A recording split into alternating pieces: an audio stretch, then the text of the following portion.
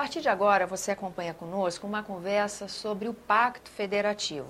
Esse é um tema recorrente aqui na casa, nas comissões temáticas e mesmo aqui no programa Argumento. Há uma série de desafios em se fazer uma remodelagem na distribuição dos recursos arrecadados. Distribuição essa entre União, Estados e municípios. São decisões que, com certeza, mexem diretamente com a qualidade das políticas públicas e o dia a dia de todos nós que moramos aqui no Brasil. Quem conversa conosco sobre o assunto é a senadora Ana Amélia. Senadora, muito obrigada pela sua presença aqui no nosso programa. Essa semana a gente viu algumas movimentações que indicam que, de alguma forma, talvez esse tema comece a andar. A gente teve a votação do ICMS do comércio eletrônico, que quando a gente mexe em tributos, mexe em pacto federativo, então uma tentativa de uma distribuição mais justa. Tivemos a reunião dos governadores nordestinos com as suas bancadas, elencando projetos importantes que acabam mexendo com essa questão de administrar os estados, então pacto federativo. E a senhora é uma pessoa bem envolvida com o tema, né, senadora? Municipalista, eu sou municipalista, né? Foi criado até na Comissão de Assuntos Sociais, na Comissão de Assuntos Econômicos, na gestão do senador Lindbergh Farias, uma subcomissão para assuntos municipais. E eu presidi essa subcomissão e a gente conseguiu um grande feito. Este ano os municípios estarão recebendo um adicional bastante significativo, não tudo que se queria, mas um adicional decorrente do aumento de 1 ponto percentual do Fundo de Participação dos Municípios para ser compartilhado com os municípios. Nós pretendíamos 1 ponto inteiro neste ano, mas o governo nos concedeu aos municípios 0,5 ponto percentual neste ano e mais 0,5 ponto percentual o ano que vem. Com isto, as prefeituras já começam, a partir deste ano, a ter um reforço no caixa. Isso não resolve, alivia. É uma espécie de oxigênio para o doente que está financeiramente na UTI. É uma solução assim, emergencial, É emergencial, né? E tal. Claro que como esse valor desse aumento, ele fica perene e o ano que vem mais 0,5%, então isso já dá uma melhora talvez mais significativa no ano que vem. Mas isso apenas mostra assim, a ponta do iceberg dessa que eu chamo a crise federativa, Tânia, que é tão grave quanto a crise política e a crise das contas públicas. Por quê? Porque cada vez mais vai se afunilando e se tornando insustentável esta relação. A União tem sido ao longo do tempo, eu diria assim, no mau sentido, madrasta, a má madrasta, né? Em relação aos estados e municípios. E por quê? Porque ela exige que esses entes federativos cumpram com ela tudo que há no dispositivo legal. Mas ela, mesmo existindo Lei Candir, por exemplo, que prevê o ressarcimento das perdas que os estados exportadores têm com as exportações, então é uma compensação, o governo não cumpre. O estado do Rio Grande do Sul, desde 1996, tem um crédito da Lei Candir de 23 bilhões de reais. Então, e isso é o setor asfixiante, porque o estado exportador, ele faz o dever de casa, ele estimula a exportação, mas ele não recebe o retorno daquela desoneração do ICMS, que é o principal imposto dos estados, para estimular a exportação. Então, veja, é contraditória a posição do governo da União, na União, em relação a estados e municípios. Então, por isso que tem marcha de prefeito, por isso que agora começa pela primeira vez um movimento de governadores, sejam de nordestinos ou de sulistas, em função de tornar mais equilibrado esta relação. E a senhora, que vem envolvida com o tema há bastante tempo, relata um projeto, por exemplo, de uma nova indexação da dívida dos estados, né? Não há dúvida. Desculpa. Tânia, veja só, esse projeto do indexador da dívida, sabe de quem é? É do Poder Executivo. É do próprio governo federal, que teve um gesto generoso de reconhecer que tinha que alterar o indexador que havia. Criava uma situação de dívida impagável. Tornava a União uma agiota, né? Uma agiota, usou a palavra certa, agiota. Ela muda o indexador para facilitar, exatamente, aliviar um pouco a pressão sobre o caixa dos estados. O meu estado, o Rio Grande do Sul, compromete 13% da sua receita líquida, do que ela arrecada da sua receita líquida, ela compromete mandando dinheiro para a União para pagar aquele acordo da dívida lá dos anos 90. Então, olha, 13% é muito dinheiro. E o que a gente, ao mudar o indexador, o que nós estamos trabalhando não é sobre o desembolso, vai continuar desembolsando 13%, é sobre o estoque da dívida que está lá no passado, né? Que fica rendendo, vamos dizer exatamente. Assim. E aí nunca se paga uma dívida dessa. E aí, claro, ao longo do tempo, sim, ela vai sendo diluída ao longo do tempo, porque esse indexador é aplicado nisso.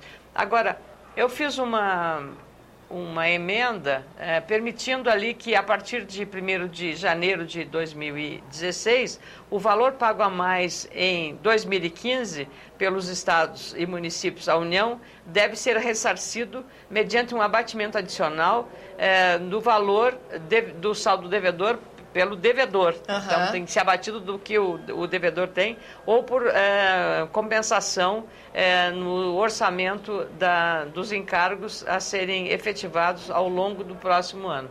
Então, veja, eu fiz uma emenda, não só eu, mas o senador Eunício Oliveira, o senador Romero Jucá, fizeram emendas também a esse projeto, porque o governo, de novo, estava dizendo, bom, nós pretendemos fazer, mas o que não está escrito na lei, Tânia, é muito difícil que seja cumprido. Com certeza. Então, a minha emenda tinha por objetivo botar na lei que, a partir de janeiro de 2016, o governo tem que fazer o ressarcimento daquilo que o Estado pagou a mais em 2015. Então, essa emenda foi reconstruída com as emendas do senador Jucá e Eunício Oliveira, para que não seja... eu não tenho interesse de paternidade ou de maternidade de uma autoria. Está mais interessada no projeto. Na solução do problema, exatamente isso. Então, vamos, a casa política é assim, vamos fazer. Só que aí o governo resolveu, de novo, por uma manobra, eu diria inteligente e esperta, porque a política é feita também da inteligência, né? E muitas vezes da esperteza. Não a esperteza, a má esperteza, a esperteza da conveniência, é que aproveitar um projeto do senador Serra, que autoriza os estados a usarem os depósitos judiciais a fazerem frente a essa situação. Porque aí o estado pode pegar aquele dinheiro para pagar a União.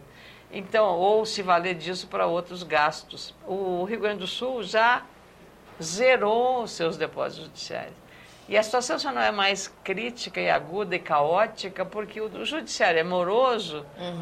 Porque o que é depósito judicial? É um dinheiro que você coloca ali, que você vai discutir na justiça. São pendências. São pendências na justiça. Agora, se fosse rápida a sentença judicial, o Estado poderia, de uma hora para outra, se ver, digamos assim, insolvente, porque não tinha dinheiro, porque ele sacou tudo, não tem mais nada ali para pagar o que deve a dona Tânia. Ou a Ana Amélia. Então, veja, é uma situação muito difícil essa. Nós estamos sempre encontrando um jeitinho brasileiro de burlar. E quando o presidente... De alguma forma, desculpa, senador, onera a justiça que é mais mais ágil, né? Quer dizer que no Rio Grande do Sul onde se resolve mais rápido. Eu digo, e o prejuízo ao cidadão? Que se tiver uma pendência judicial, que o Estado é o devedor, né, é o demandado, e aí o cidadão tem o ganho de causa. Vai para um precatório, ficar quanto tempo? Então, para pagar precatório também, o dinheiro do depósito judicial. Então, vai ser mais um desafio, né? Aí o presidente Renan Calheiros disse, não, senador, isso é porque dessa forma não se cria... não se compromete o superávit fiscal. Ora, aí eu disse, agora entendi, claro, vão pegar os estados, né, e os municípios para pagar a gastança da União. Só isso. E justamente nessa época de ajuste fiscal, de cenários sombrios na área da economia, isso tudo pode colaborar para que esse pacto federativo seja mesmo remodelado? Porque está notório qual é a resistência, né? Na hora de distribuir recursos é sempre uma briga quem fica com que fatia do quê, né? O cobertor curto é isso, né? Quando você cobre a cabeça, descobre o pé, né, Tânia? Aí, além da questão, digamos, das disputas, há uma disputa também regional. Algumas regiões, centro-oeste, nordeste, criaram mecanismos, a própria Amazônia com a Zona Franca, eles têm mecanismos de incentivos fiscais. Agora, tem algumas regiões, o estado do Rio Grande do Sul, por exemplo, ele não tem mais capacidade de conceder incentivo fiscal. Não tem, ele perdeu. Então, fica, digamos assim, uma concorrência desleal, ou, digamos, difícil, né? Uma competição muito difícil, porque é estados que podem fornecer incentivos para seu desenvolvimento, o que é legítimo, eu não tiro a legitimidade desses estados, mas aí fica complicado o estado que já não tem mais capacidade. Então, nesse aspecto, eu votei a favor da convalidação dos incentivos fiscais para resolver um problema de segurança jurídica, que as empresas tinham represado os investimentos em função de aguardar isso, porque senão, imagina se o Supremo diz lá que todos têm que devolver aquele incentivo que pagaram, porque era inconstitucional, porque não teve unanimidade do CONFAS. Então, nós temos várias coisas pendentes aí. Votamos a convalidação, agora o indexador da dívida, agora vem a terceira fase, que eu acho que é a mais difícil, que é a unificação das alíquotas do ICMS. Aí a coisa vai pegar. Talvez se os governadores começarem a se organizar dessa forma e se aproximar mais da casa, quem sabe, né, senadora? Mas eles começaram, pelo jeito, a se aproximar mais do Supremo Tribunal Federal. Realmente. Mais do Supremo Tribunal Federal, né, Tânia? Mas eu espero que haja muito discernimento, muita serenidade dos líderes, seja do governo federal, presidente da República, dos governadores de todas as regiões, dos prefeitos municipais, que são eles os agentes, e também, evidentemente, dos que estão juntos, que são o Senado, que é a Casa da República, e as assembleias legislativas e as câmaras municipais, num esforço coletivo para a gente dar um jeito nessa questão do equilíbrio federativo. Caso contrário, nós vamos ampliar muito mais ainda a crise que já é grave que estamos vivendo. Senadora, agradeço sua presença aqui no nosso programa. Convido você a continuar acompanhando esse assunto de perto, uma vez que ele mexe com a qualidade de vida de todos os cidadãos, uma vez que mexe também com a qualidade das políticas públicas. Eu lembro a você que esse é o Argumento, que eu sou Tânia Horman, e você está sempre convidado a fazer sugestões e críticas à programação da TV Senado. E para isso é 0800 61 2211, ligação gratuita. Agora, se você quiser rever esse ou outro dos nossos programas, senado.leg.br/TV. Até a próxima.